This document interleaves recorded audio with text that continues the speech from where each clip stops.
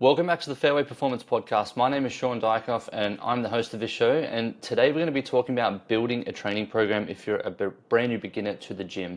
Now, I want to start off with a few statistics today just to highlight the importance of why following a gym program is super important, especially if you're someone who is 30 years and older and looking to combine a training program for your general health and fitness and also to incorporate it to improve your golf game and your performance on the golf course. The stats are your muscle mass is going to decrease post age 30 at a rate of 3 to 8% per decade if you're not doing any active training in order to increase your muscle mass. Your strength will tend to decline even faster than that at an estimated rate of 10 to 15% per decade post 30 years old. Now, because muscle is metabolically active tissue, it actually burns energy just by being there. So if you are losing muscle mass, losing strength, then it becomes easier for you to put on weight as you get older because your decreasing muscle mass decreases the amount of calories that you burn per day. And if your calorie intake remains the same, then it leads to increased weight gain. Reduced muscle mass also leads to poor joints, poor joint health, and poor posture because we rely on all of the joints to be pulling and pushing on different parts of the body in order to keep the bones healthy and keep bone density. And if we're not doing this through regular resistance or strength training, then we're going to see a decrease in our body's ability to perform those functions, which makes us less functional and less able over time. And the last thing I'll say on this is strength training has been studied and has been shown in these studies to still be able to be increased or still be able to increase muscle mass for even those in their 70s and 80s. So it's never too late if you've never tried or never started a gym program or a strength or conditioning program before, because even those in their 70s and 80s can still increase their muscle mass, bone density, and everything else involved in a strength training program simply by going to a gym and following a program which takes the body through large ranges of motion, is aiming to build muscle and build strength, and we're going to build resilience, reduce our risk of slips, trips, and falls, and just become also better golfers at the same time. Now, the first aspect of building a program for improving our golf game is going to be to look at what traits we are rewarded for on the golf course so that we know what to incorporate in a gym training program so that we can build those and then we can transfer those onto the golf course. So the three key ones that I see are our mobility. So this is our body's ability to move our joints through a range of motion. So wrists, our shoulders, our hips, and other parts of the body, ankles, areas where we can move around a joint. So mobility is the body's ability to move around a joint. How mobile you are is how much motion these joints have. The next thing is flexibility.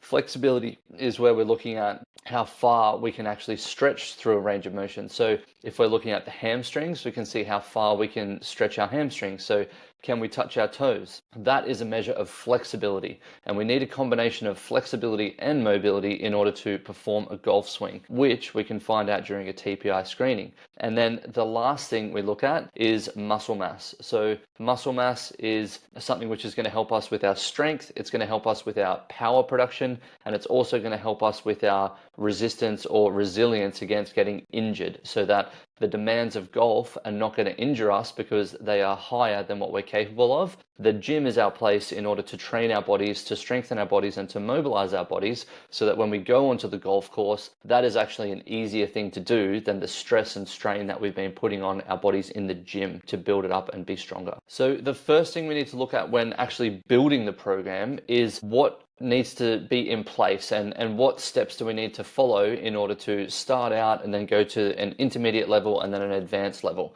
And my suggestion with this is when we're looking at starting out fresh, you've never been to a gym and being a beginner, is the best place you can start is to get somebody else's advice, because we can always print more money and there's more money printed in the world, but there's never going to be more time printed in the world. You get the same 24 hours, 168 hours across a week, 24 in a day as everybody else. And if you're spending all of that trying to learn how to do it and figure it out yourself, there's a lot of time wasted there, which you could be spending on golf and other things, advancing your career or other aspects, family, etc. So the best start point is always going to be to elicit somebody's help in order to support you and guide you through this process. If, however, you are somebody who wants to spend the time and go down that route, then the best thing you can do to start with is to figure out what areas of the body are actually tight for you. So if you send me a message on Instagram or send me a comment on here on YouTube, then I'll send you over a couple of links to videos which are going to run you through like a pelvic rotation test, a torso rotation test, and a couple of others which are going to give you a little bit of an idea of where you need to focus and what sort of degrees of rotation and mobility we're looking for with certain parts of the body, so that you can obviously have a bit of a heads up as to where to direct your attention and your time. Now, post that, once we do have the areas that we want to focus on, there's a few key principles. There's two key principles. The first one is we want to build muscle and strength. And the second one is we want to do it through as large a range of motion as possible. When I say as large a range of motion as possible, what we want to be avoiding is any movements which are isolating specific body parts. So we don't want to just do bicep curls and we don't want to just do tricep extensions. While they might be great accessories for somebody who is further down the path and advanced in their training, for somebody just starting out, you're going to get so much more bang for buck by performing functional movements. So a functional movement is something like a squat, a deadlift, pressing a weight over your head, or anything which requires multiple joints and takes multi-joints, multi-muscles through a range of motion. So squatting all the way to the floor, butt all the way to the ground, and then standing all the way up tall, or as far as you can possibly without obviously causing too much pain or discomfort. Now, in terms of building strength and muscle, what should we be looking at for that? And it's the amount of reps and sets that we perform. So when somebody's just starting out with a gym training program,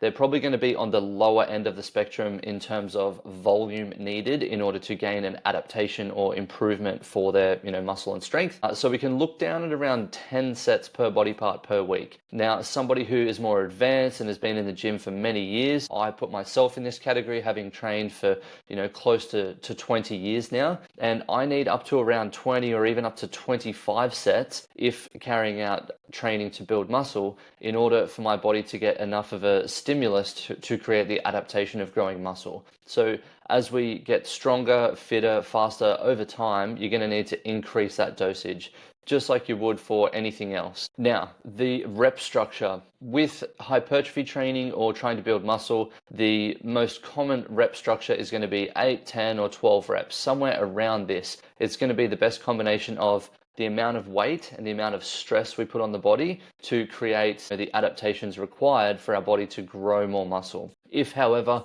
we're looking at building strength, then you want to be on the lower end of the rep spectrum. So down towards 3, 5, or even up to 7 reps is going to be a good range for you to be strength training in. Now, if you actually want to dive a little deeper into all of the stuff I've talked about so far, you can go and watch another video on my YouTube channel, or there's a podcast episode for this as well, which is how to build a gym program to transform your golf swing. And I actually detail all the sets and reps and structure and how to do it in a lot more detail than what I've done just here. Here is just an overarching view of how to get started in the gym and some key points to focus on. Now, the next part of performing or carrying out a gym training program is going to be, how do we fit in time for our training? How do we fit in time for our golf? And how should we mix those two things around? Now, a lot of my clients that I work with individually, we can build obviously an individualized program or tailored approach for this, and they can send me over the things that they're doing with their coach or tell me what days they're training with their coach. And we have a little bit of it's a bit of trial and error really when we're starting out, because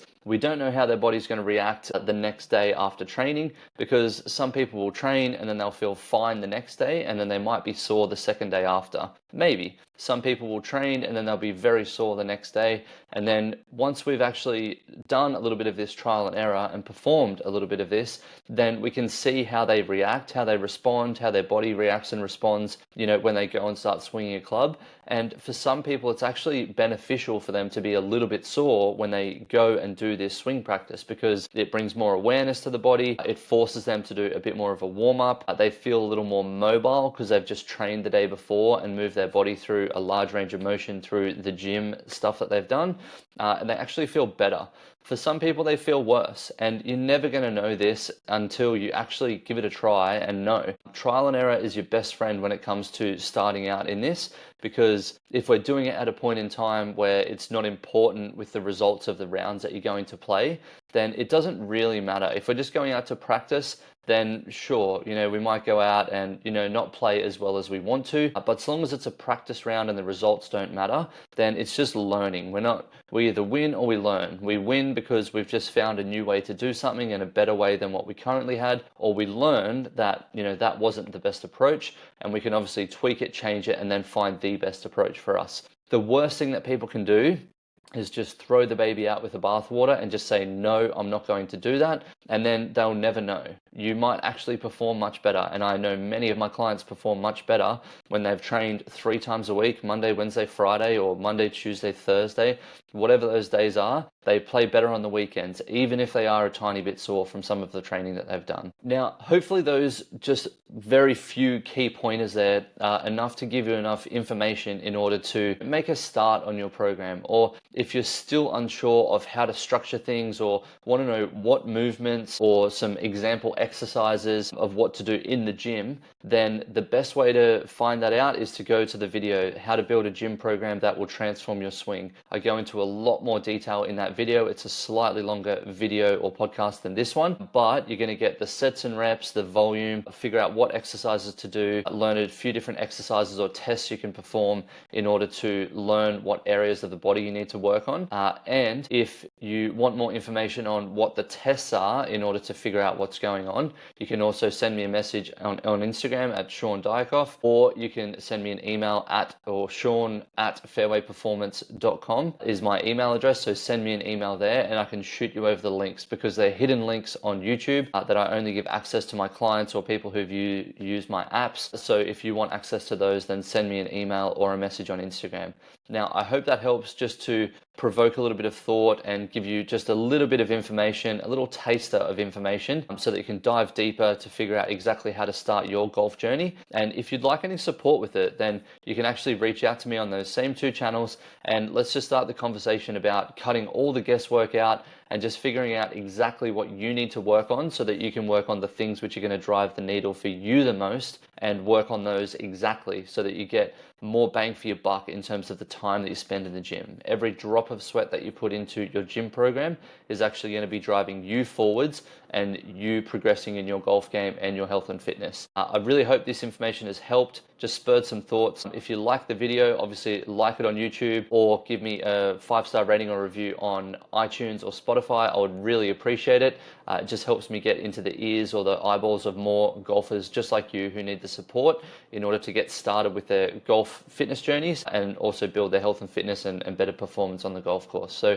until next week, guys, play well, train hard, and I'll talk to you soon.